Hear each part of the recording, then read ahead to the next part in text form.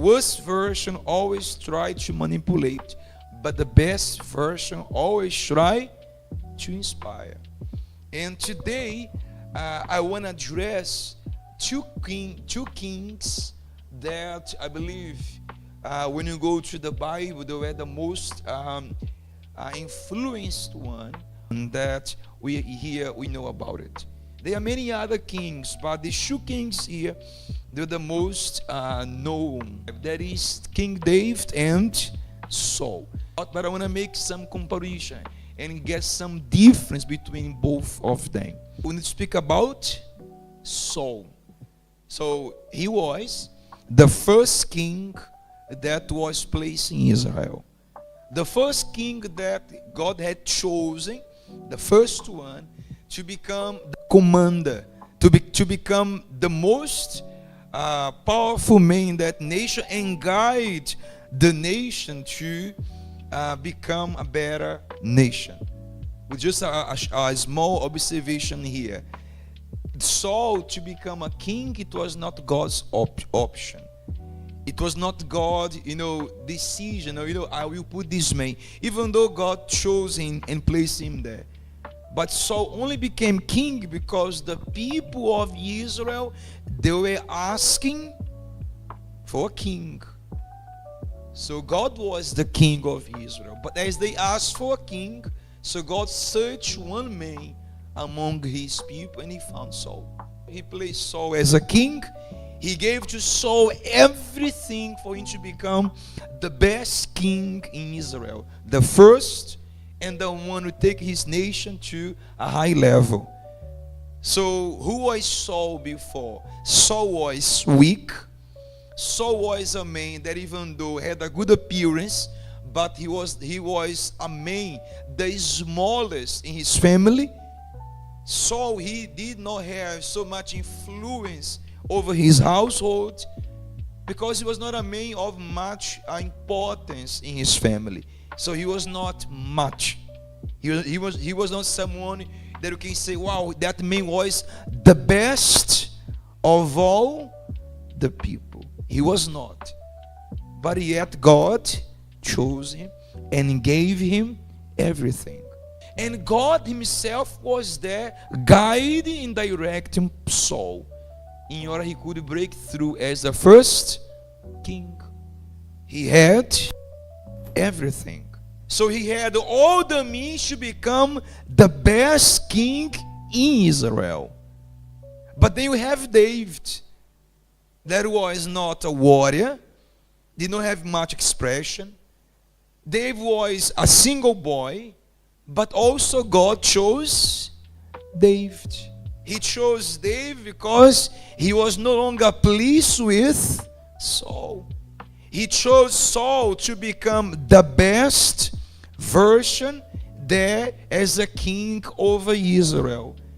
But instead of Saul be the best version of himself, a version like God, Saul became the worst version of a king, of a man. He was meant to be the best version, and he became the worst. Leading God no longer want him. And so God brought David, expecting that David would be a better version than Saul. Now let us bring this to ourselves. God has called each one of us, yes or no? And He chose you and He want to make you to be the best version of yourself. What does God expect from us? That we become the best version of ourselves. That is what He expects from us. He wants that you become someone that He can trust. He wants that you become someone that everybody look at you. They will look up to you. They will have you as an example there in your school, there in your workplace, in your house, in church, wherever you go, whatever you do, even in social media, you become an example to others. An example of a youth of God. An example of someone that is stronger, someone that is mature, someone that is connected to whom? To God. Not someone that is perfect, because perfection, none of us here will reach. We can thrive for, but we're going to always make mistake. But God, He wants that we become the best version of us. And how do I become the best version of myself? When I look to my worst version. When I look to my mistakes. When I look to things that once I have done, things that I have failed, and then I upgrade myself and no longer commit the same mistakes. That we can become what God He wants us to be, a king or a queen that glorifies Him in whatever they do. You have to look to your current version and spots there your flaws, and spots there where you need to change, where you are failing, where you are lacking something. You have to spot in yourself things about you that can, impeding you to be the king or the queen that God wants you to be. Because when you go back to Saul and David, God was with both of them. God was with both of them. But Saul was different, because Saul, he was blind, not willing to see his own flaws. A king that was changed as time went by, different from David. Our worst version will never be closer to God, will be always far from God. The worst version of ourselves doesn't want to be closer to God. Our worst version wants to be far from Him. Because as more close you are to Him, as more as you have to change, as more sacrifice we have to make it. When we are the best version of ourselves, we are like David, a man after God's own heart. So a youth that becomes his best version, he becomes a youth after God's own heart. It is to be willing to obey even when the things commanded is exceedingly difficult. Exceedingly difficult. That it should be a man after God's own heart. A youth that is willing to obey God even when it's hard.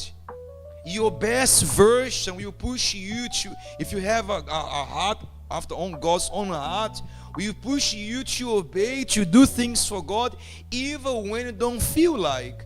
Even when you are in a tough moment in your life and things not going the way you expected, but yet you push yourself to do right. You push yourself to be closer to God. You push yourself to be a better example, a better person, a better youth, a better student, a better work, whatever it may be. You push yourself because you want to be as you should be. You want to be the best version of yourself.